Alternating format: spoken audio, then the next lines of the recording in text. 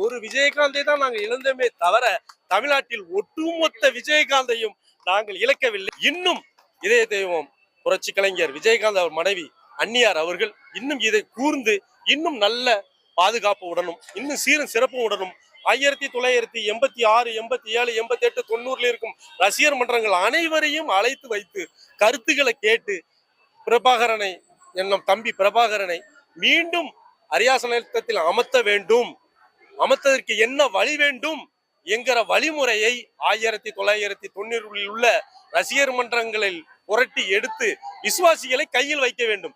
இப்ப உள்ள இளைஞர்களுக்கெல்லாம் இது வழிகாட்ட வேண்டும். இளைஞர்களுக்கு சொல்லி இளைஞரை கைகளில் வைத்து மேலும் தேமுதிக என்கிற ஒரு மகா சக்தியை பெரும் மகா சக்தியை உருவாக்க வேண்டும் என்று இது உங்கள் மூலம் நான் தெரிவித்துக் கொள்கிறேன்.